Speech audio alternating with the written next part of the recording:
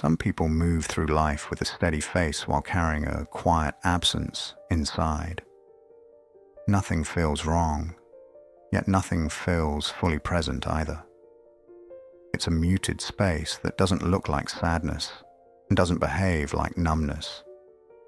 It's just there, a low, persistent blankness that appears without warning and leaves without explanation. Maybe this description lands closer than expected.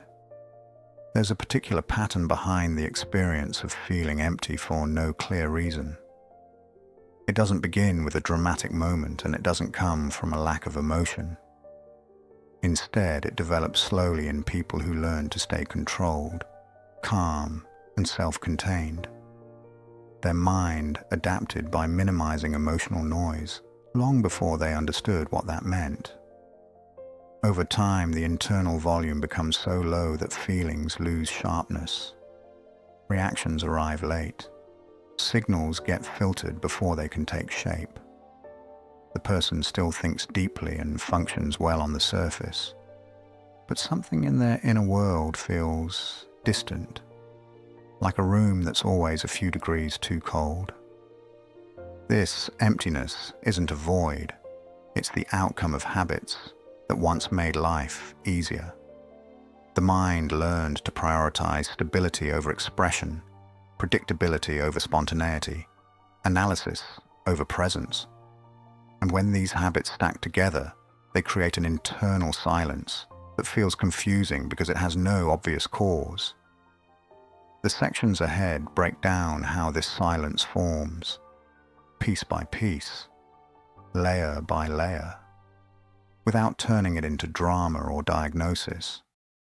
Some people move through their day as if there's a thin layer of fog between them and their own emotions. It doesn't feel dramatic. It doesn't even feel painful. It's more like a quiet absence, a missing signal that should tell them what they want, what they feel, or why they react the way they do. Maybe this sounds familiar. For someone who grew up needing to stay composed, emotional awareness never had the space to form naturally. Their attention is usually directed outward, to behavior, expectations, tone, timing. They spend more time understanding the environment than understanding themselves. What looks like emptiness from the inside often begins as constant cognitive load. A mind that must stay in control all the time reduces the bandwidth available for inner experience. That's the pattern. The person still thinks, analyzes, plans, and anticipates, but none of that leads to emotional clarity. There's so much internal filtering happening that the emotion is trimmed before it can appear. They look calm because the tension is subtle and deeply practiced. Nothing chaotic is happening inside, but nothing vivid is happening either. Some people pause when they hear this. They realize they've been operating on a low-volume setting for most of their lives, not because something is wrong, but because emotional presence was never a priority in their environment. Staying neutral felt safer. Staying small felt easier. Staying predictable became automatic. Over time, this level of internal monitoring creates a sense of blankness that doesn't match the person's intelligence or depth. They know they have feelings, they just can't access them on demand. They sense the outline of their inner world, but not the content. It's like their mind keeps turning the dial down before the signal arrives. This emptiness isn't an emotion. It's what remains after years of minimizing emotional noise to stay functional. And when the world finally quiets down, the silence inside can feel strangely heavy. Not sad, just empty in a way that's hard to name. A person who feels empty for no clear reason often learned early to reduce their presence around others. Not in an obvious way, more like shrinking the emotional footprint so nothing feels too heavy, too loud, or too demanding. They speak carefully. They react softly. They avoid becoming a source of discomfort. You might recognize something here. This social filter develops quietly. When someone grows up in environments where emotional intensity leads to conflict, confusion, or unpredictability, they start minimizing themselves as a form of balance. They stay agreeable. They stay low maintenance. They stay contained. Over time, this becomes less of a strategy and more of an identity. The emptiness grows in this hidden space between who they are and how little they allow themselves to occupy. When you spend years keeping reactions small, eventually the inner world follows that same script. Expression shrinks, impulse softens, emotion compresses until it's barely noticeable. Nothing dramatic, just a long-term reduction of internal signals. Some people pause when they realize this. Their life looks stable and functional because this filter works so well. But stability built on self-reduction carries a subtle cost. The more someone edits themselves for others, the less access they have to what they actually feel. The emptiness isn't a problem to solve. It's a consequence of long-term self-management that was never meant to be questioned. If any part of this feels familiar, some people find it grounding to name which detail resonates with them. It often shows how common this quiet pattern actually is. What remains inside after years of gentle self-erasure is a version of presence that feels thinner than it should. The person still cares, still observes, still engages, but something essential stays muted. They don't feel disconnected from people.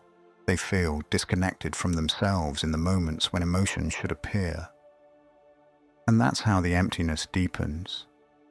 Not as a void, but as a long-term habit of being less visible, less intrusive, less felt. Certain minds learn to monitor themselves so closely that emotion rarely reaches full strength.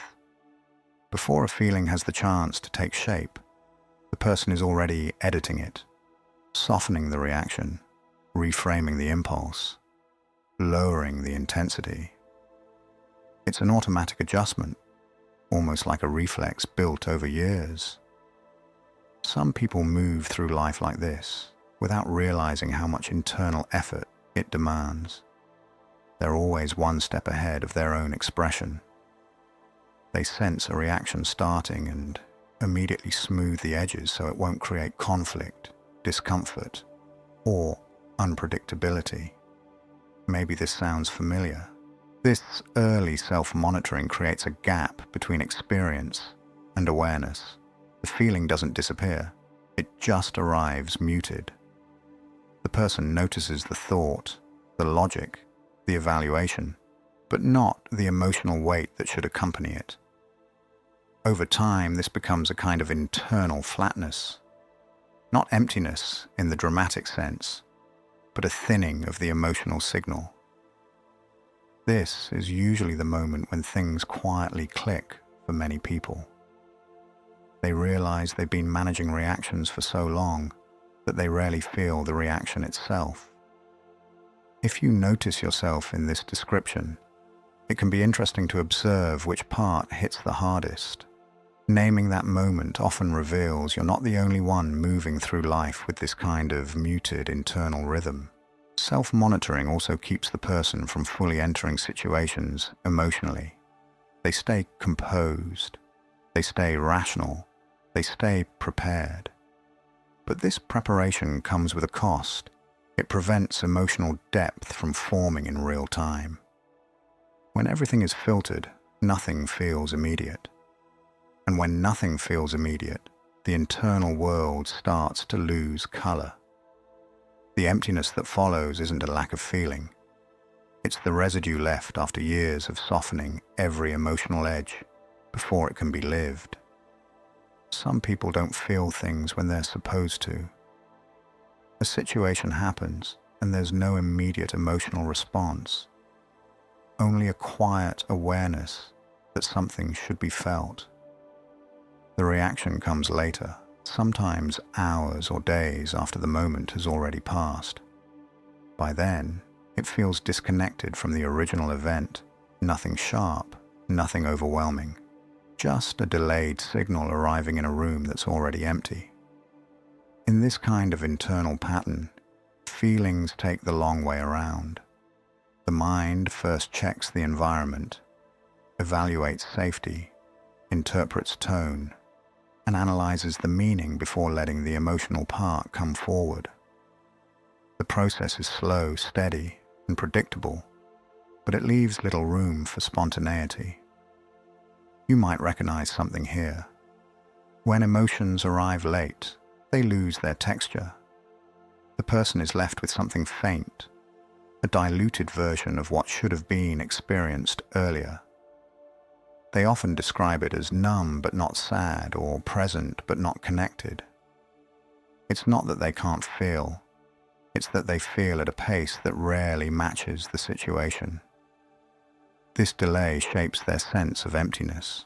The world moves at normal speed, but their inner world responds in slow motion. Interactions pass, opportunities for connection pass, moments that should spark something simply remain flat. And later, when the feeling finally surfaces, it doesn't change anything. It just confirms the distance. Some people pause when they hear this pattern described. They realize they've spent years trying to understand why they don't feel things in real time, wondering if something is wrong with them. But the truth is quieter. Their mind learned to process emotion only when the environment felt entirely safe, and many situations never quite reached that threshold. Delayed processing creates a life where presence feels partial. The person is physically in the moment, but emotionally a few steps behind. That gap becomes the emptiness, not a void, but a mismatch between experience and awareness. And when this becomes the norm, even meaningful moments carry a muted quality, as if the emotion never fully arrives. There's a pattern where someone becomes so aware of what's happening inside them that the awareness itself starts to mute the emotion. They're constantly checking their reactions, watching for shifts, tracking their own tone, monitoring their level of detachment. The intention is stability. The result is distance. Certain minds rely on this kind of internal scanning to stay functional. It helps them avoid sudden reactions, misunderstandings, or moments where emotion might complicate things. They think before speaking. They think before reacting. They even think before feeling. And when the mind sits in that position for too long, the emotional experience gets thinner simply because it's being observed instead of lived. Some people notice this only in hindsight. They realize they spend more time analyzing their feelings than actually feeling them. They can describe their inner state with clarity, but the sensation itself is faint. The process becomes intellectual instead of emotional, not by choice, but by habit. This constant monitoring also creates a sense of anticipation. They're always preparing for the next shift, the next conversation, the next subtle change in atmosphere. They want to stay ahead so nothing catches them off guard. But staying ahead means never being fully inside the moment. And when you're not inside the moment, the emotion has nowhere to land. You might recognize something here. It's common for people with strong insight to assume that noticing the process is the same as experiencing it. But observation and experience operate on different layers. One describes, the other feels. Years spent in the descriptive layer leave the emotional layer underused. And this underuse eventually feels like emptiness. This emptiness doesn't come from a lack of depth. It comes from living in a state of constant internal vigilance, always scanning, always adjusting, always understanding. The mind becomes a full-time witness to itself, and in the process, the feeling becomes muted background noise. In the end, the cost of insight is subtle. The more someone tries to stay aware of their emotions, the less room those emotions have to take shape. Some people reach adulthood with a quiet sense that something inside them never fully formed, not because of a single event, but because their mind spent years staying composed, restrained, and predictable. What looks like emptiness from the outside is often the long-term result of patterns that once kept them steady. Emotional signals were softened, reactions were delayed. Presence was edited before it had the chance to develop. Over time, these habits blend together. The cognitive load of constant self-management keeps emotions at low volume. The social filter reduces expression until it becomes second nature. Self-monitoring turns feeling into something observed rather than lived. Delayed emotional processing adds distance, and the cost of constant insight keeps the person slightly detached, even from themselves. The emptiness that emerges isn't sudden, it's accumulated, a slow fading of intensity that happens when someone spends too many years prioritizing stability over emotional presence. Nothing dramatic needs to occur. The absence grows quietly, almost invisibly. Many only notice it when life becomes calm enough to reveal the gap. This awareness isn't a solution and doesn't need to be one.